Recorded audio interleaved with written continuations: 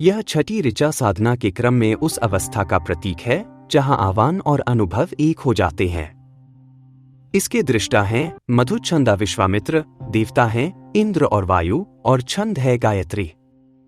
पिछले मंत्रों में जहां अग्नि से चेतना की ज्योति प्रज्वलित हुई, वायु से प्राण का प्रवाह जागा और इंद्र वायु के संगम से बल व दिशा का संतुलन प्रकट हुआ, वहीं अब यह ऋचा उसी संगम को और गहराई से भीतर उतारने का संकेत देती है।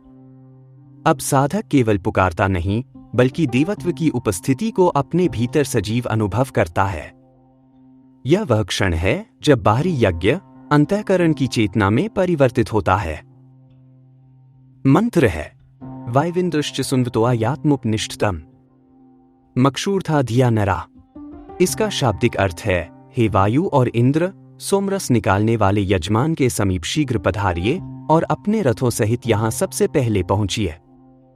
बुद्धि से प्रेरित होकर, हे वीरों, इस यज्ञ में सहभागी बनिए।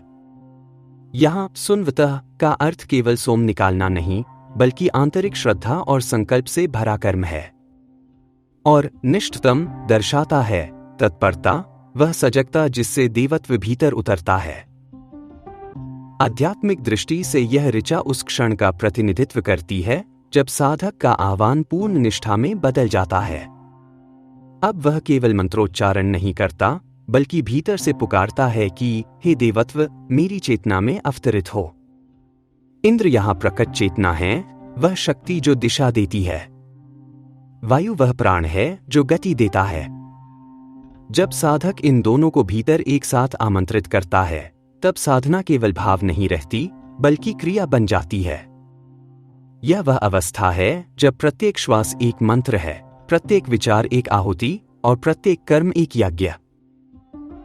दार्शनिक रूप में यह ऋचा हमें जीवन के गहन संतुलन की शिक्षा देती है।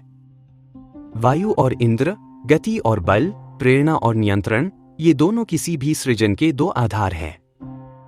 गति बिना दिशा भटकन बन जाती है और दिशा बिना गति जड़ता। ऋषि का यह आह्वान उस बिंदु का प्रतीक है जहां गति विवेक में और विवेक गति में रूपांतरित होता है। यह ऋचा हमें याद दिलाती है कि दिव्यता का प्राकट्य तभी संभव है जब चेतना और प्राण, विचार और कर्म दोनों का सामंजस्य हो।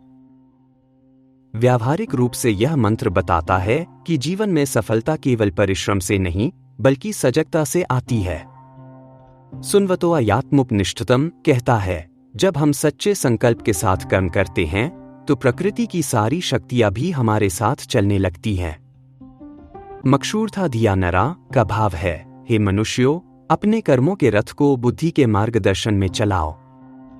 केवल जोश पर्याप्त नहीं, उस जोश का संयम ही उसे पुण्य बनाता है।